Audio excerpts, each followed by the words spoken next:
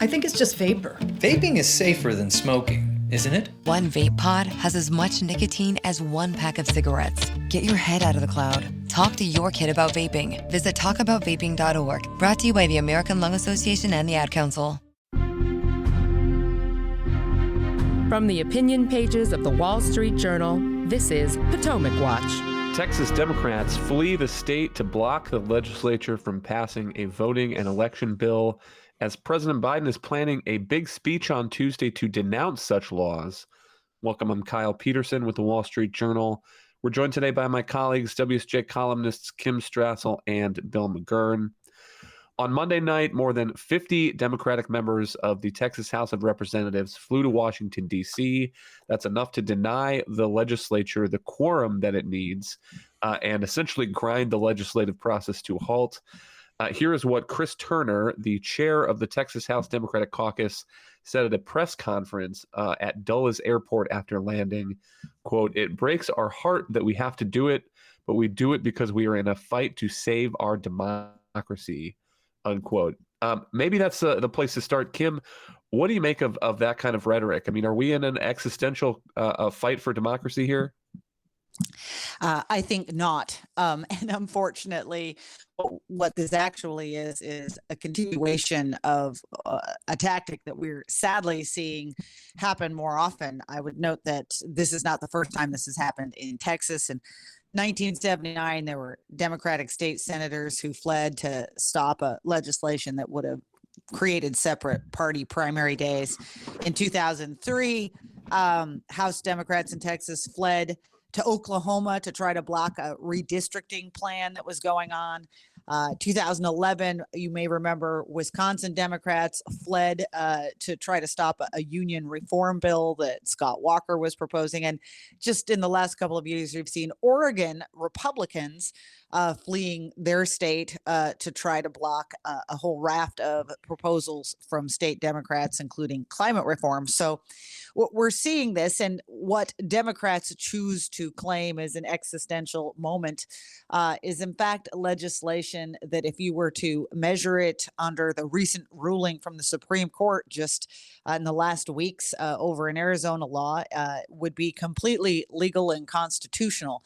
So Democrats may not like it, but to argue that there is some specific violation here that requires them abandoning their jobs and blocking this by undemocratic means, there's simply no basis for that. Well, that same analysis then, I suppose, would hold for President Biden's big speech today. And we don't have the text of that yet. But he reportedly intends to bring the fire. I'll read the top of a Politico article. He says, in a high-profile voting rights speech Tuesday, President Joe Biden plans to, quote, blast the denial of the right to vote as grounded in autocracy, undemocratic, un-American, and unpatriotic, unquote, according to a White House source. I mean, Bill, do you think that this is a winning issue? I mean, clearly the White House does, but the problem that I see is when you start looking at the details of some of these bills, like in Georgia and Florida, it does not measure up to the rhetoric that they're using. Right, and the same holds for Texas. I believe they actually compromised on the Sunday voting. That Democrats were opposed to some of the restrictions on early voting Sunday, and considered that, an attempt to suppress the African-American vote. The details don't match, but I think that this is where the Democratic Party is today. Joe Biden has used language before talking about Jim Crow and so forth, and they don't. What this is designed to do is make sure people don't actually discuss the substance and the details of any measure, but they just seem to be hoping to cast all their Republican opponents as white supremacists and bigots and advocates of Jim Crow. I don't think it's a winning strategy, especially as things calm down. Remember in Georgia, when the whole fuss first came up and all the corporations signed on to boycott Georgia and so forth. Well, that kind of dissipated after a while when people started looking at the facts. Look, the move in Texas, I think this is a loser move. And I mean that in very literal terms, that only the people who are going to lose would do something like this. And I think ultimately they will lose. The history of these actions does not suggest a lot of optimism for their side. Sooner or later, they'll have to come back. And the problem is that they're a minority, and the Texas people have voted for the Republicans to have the majority. So they're thwarting, the elected representatives of the Texas people. I don't think that's a long run winner either. Well, maybe the best service then is to go through some of the provisions of the proposed Texas bills. And the proviso there always is that who knows what amendments will get made and what will finally come out of the legislative process there. But Kim, two of the provisions, the proposed provisions that you often hear about are rolling back these innovations that Harris County in particular did last year during the pandemic, and they were drive-through voting and 24-hour voting. And those methods of voting last year were disproportionately used by non-white voters, the reporting says. And so part of this, it seems to me, is a kind of a disparate impact argument, which, as you mentioned before, the Supreme Court just addressed. Justice Samuel Alito, in that opinion, said, there are normal burdens of voting. You have to have a deadline somewhere. You have to have voting hours somewhere. And states are free generally to set those. Yeah, it's worth stepping back and looking at this from 30,000 feet, because those two provisions that you mentioned, this is almost a perfect encapsulation of what Democrats did in a pandemic era to try to forever change voting rules. And that was that they introduced a bunch of innovations or proposals and voting procedures that completely diverged from anything that anyone had in the past. And in this case, you're talking about drive-through voting, where people rolled up in their cars under a tent and were handed these mobile voting machines that they could vote with, and 24-hour voting, which obviously made it difficult for poll watchers to be there, and raised some concerns about the integrity of the vote. But they got these in different jurisdictions across the country. And now their argument is that even though these are completely new, they were a 2020 summer invention, that now they are the baseline for what counts as free and open and easy voting. And as you said, the Supreme Court has noted that there is, just last week in its Arizona voting case, that there is a very important balance between access to the vote, but integrity of the vote too. And just because you say something makes it easier, it doesn't necessarily mean it's a good or legitimate or proper voting procedure. So the bill would indeed ban drive-through voting, ban 24-hour voting. But it's also notable, and we can get into this, it expands a lot of early voting capability, in particular hours that people can go and vote prior to the election. And that's that kind of balancing test that the Supreme Court said that it would be looking for in future cases if they came along. So it's very, very difficult to argue that those two provisions in particular are somehow striking at the heart of the ability of people to get to the polls and cast their vote. And also what courts would look for is a reasonable argument, that a neutral, reasonable argument for making these voting changes. On drive-through voting, it's interesting, Bill, Governor Greg Abbott has made an argument that the issue there is one of privacy. Traditionally, you go into the polling place, you go into the voting booth behind a curtain, maybe. There's nobody looking over your shoulder. And here's what Governor Abbott says. If you do drive-through voting, are you going to have people in the car with you? It could be somebody from your employer or somebody else that may have some coercive effect on the way that you would cast your ballot, unquote. So, Bill, I mean, what do you make of that argument, that that's a reason for having a traditional polling place, unless there's some exception where somebody needs help with a ballot? In many states offer those. Yeah, I mean, I think that we can require more of citizens than the equivalent of waiting in a Starbucks line to get their coffee, and going in there. Look, where you and I go, there's a machine, and the curtain is around the machine, so no one can know how we voted. I think it's a reasonable argument. And the further away, the more exceptions we make, then the more other exceptions you have to make. And I think that the answer is to try to make it as simple as possible and as clear cut as possible, and limit the potential for abuse. So I think you could disagree with certain provisions of what Texas is doing, but the place to disagree is on the floor of the legislature, and then put it up to a vote and have some accountability. And if something doesn't work, they could change that later too. But again, this has nothing to do with what's really going on. What's really going on is an attempt by Democrats to paint any opposition as just bigots. And Joe Biden looks to me is going to contribute to that effort. Today, he's used this language like Jim Crow and so forth, and it's a lot easier if you can define your opponents, the other party, as all bigots and disguised white supremacists. You don't really have to debate these provisions, which deserve a full and fair debate. Hang tight. We'll be right back. You're listening to Potomac Watch from the Wall Street Journal. I'm Alex Ewell, host of the Readback from Barron's. It's been an extraordinary year for stock markets, particularly for companies going public. IPOs soared, and they show no sign of slowing down. But the boom didn't come out of the blue, and there was plenty of pain on the road to IPO success.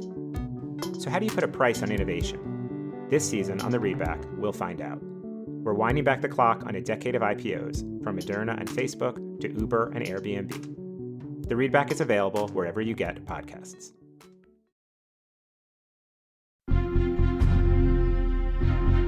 From the opinion pages of the Wall Street Journal, this is Potomac Watch. Welcome back. On 24-hour voting, that's the other one where it seems to me there's a pretty reasonable argument that there are problems that are more likely to happen at 3 a.m. at a polling place than at 3 p.m. at a polling place, 3 in the afternoon. And those could be actual attempts at voting shenanigans where there are fewer poll watchers, fewer third-party observers there, or they also just might be attempts by a bad actor to delegitimize the vote. I mean, think about President Trump's claims that haven't been substantiated about midnight ballot dumps in states like Michigan. And and one way to avoid stuff like that is to just not have ballots going in and out at 3 in the morning. That seems like a pretty reasonable argument to me. And then, Kim, to your point, the hours that are being set here are not particularly onerous. So I'm looking at one report. It says that the House bill would establish a voting window 6 a.m. to 10 p.m. The Senate would do 6 a.m. to 9 p.m. And then there are mandatory voting hours, early voting hours for cities, certain populations, counties, certain populations, and these bills would lower those population thresholds, so there would be more mandatory early voting hours. I mean, where I just don't see anybody making a good faith argument that the hours here are not adequate for the job of getting the voting done. Right. Look, under this bill, Texas would continue to offer 2 weeks of early voting. By the way, that's a really generous allotment. Some places, and I would note, for instance, Joe Biden's home state of Delaware doesn't currently have any early voting. They're going to get some in 2022, but by the way, they'll get about 10 days. So Texas is still longer than that.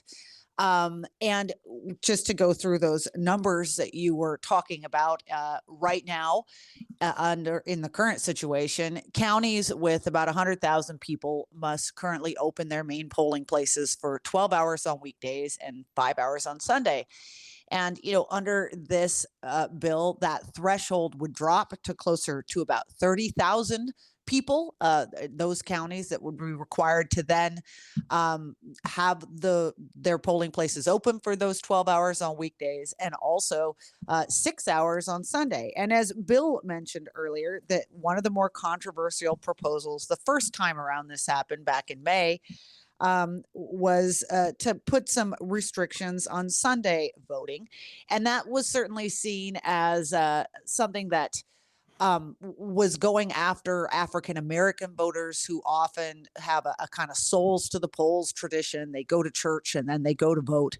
But my understanding is that those provisions have indeed been dropped, and that you're actually going to get an extra hour on the weekend now for those early voting days. So the argument overall that you have to ask, or the argument Democrats have to make, is that somehow this bill makes things worse.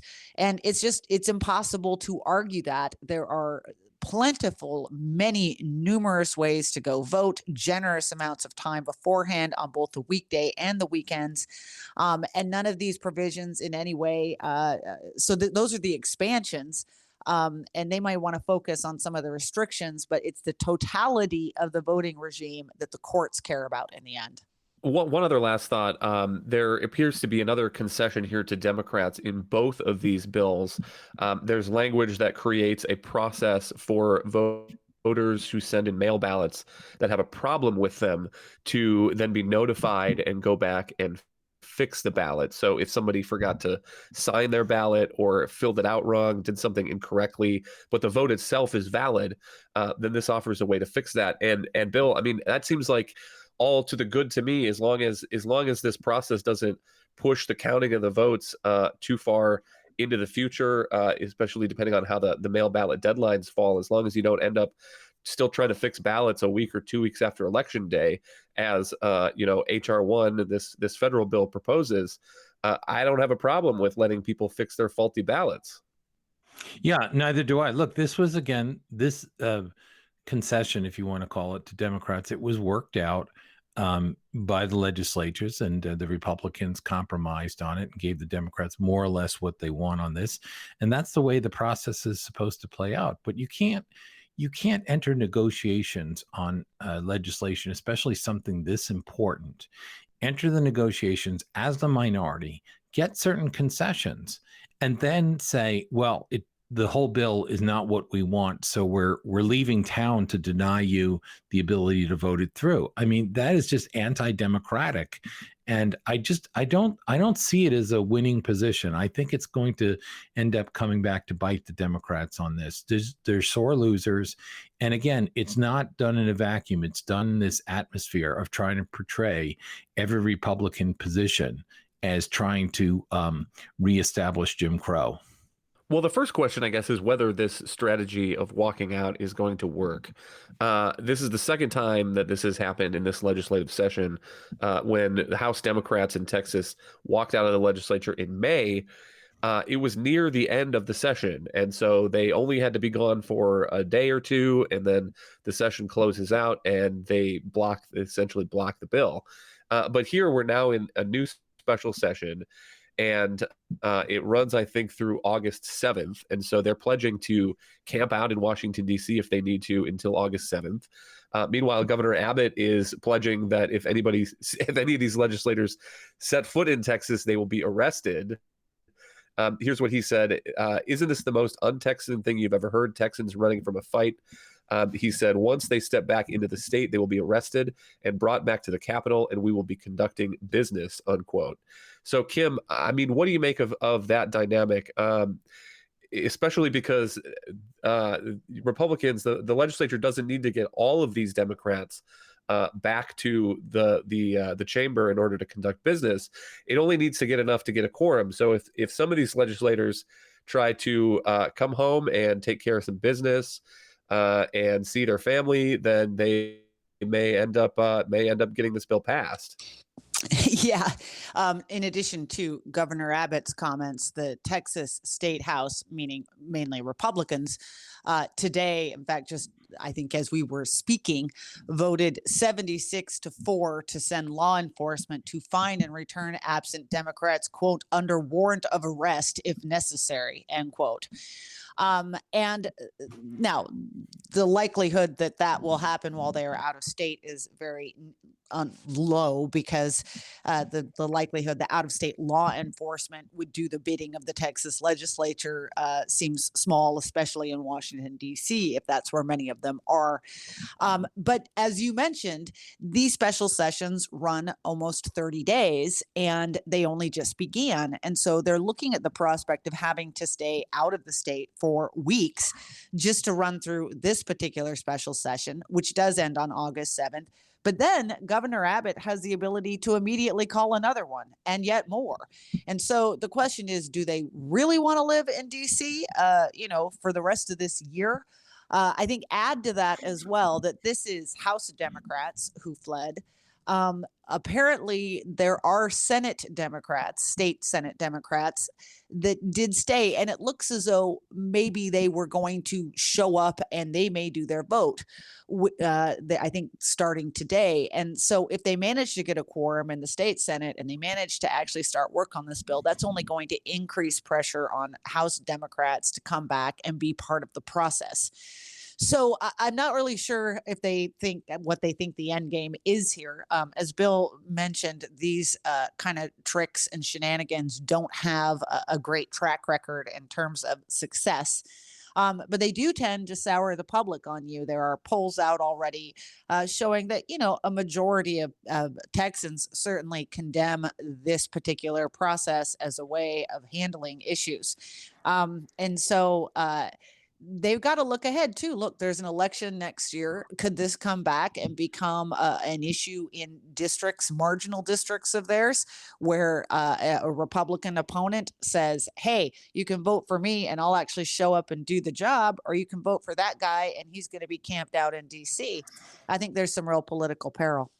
But does that suggest then that this is really a delaying tactic or maybe a PR tactic? These Democrats fly into D.C., they land at Dulles Airport, they give a big press conference, and the goal is to put pressure on people like Joe Manchin, the people who are blocking the passage of this federal voting bill, H.R. 1. I mean, Bill, is that the real aim here, is to try to put some pressure on these federal legislators to override the Texas law? I think that's part of it, but as I say, my read of it is they're trying to get control of the narrative, and the narrative is that Republicans are either bigots or acting on behalf of bigots and trying to suppress voting rights. And I think they're very invested in this narrative, and I think this contributes to that. So yes, I think they have some goals. Clearly, that's what they see as the path to selling H.R. 1, is casting the other side as suppressing votes. So I think this is all done for their narrative. But the problem is that I think as people look closer, they're seeing this kind of blowing up on them when they look at the provisions and compare, say, Texas to the rules that obtain in Joe Biden's home state of Delaware. The other thought I have here is whether it's wise to legitimize the tactic of quorum breaking, or whether the Democrats could come to regret that later. I mean, there are certainly other state legislatures where it's happened in the past, but it's a tactic that tends to backfire. And if this comes to be seen as a great heroic moment by these House Democrats, it seems likely we will see more of it in the future. And that's to say nothing of the U.S. Senate. The U.S. Senate, of course, is split 50-50 right now. The quorum in the U.S. Senate is 51 senators present.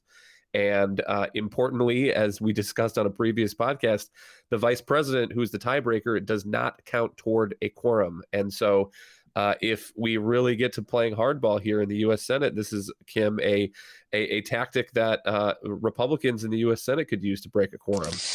Yeah, I have actually talked to Republicans about this, and this was something that they made clear. Mitch McConnell made clear would be on the table if Democrats decided to unilaterally just get rid of the filibuster, or unilaterally just cut Republicans out of the process. Because when you look at most political bodies, they operate under procedures, and this is particularly the case in the United States Senate, of unanimous consent. You basically need the unanimous consent of every senator to pretty much do anything in the U.S. Senate, literally just even to read yesterday's business, to open the chamber at a certain time, to move on to a vote. It gives each senator extraordinary power.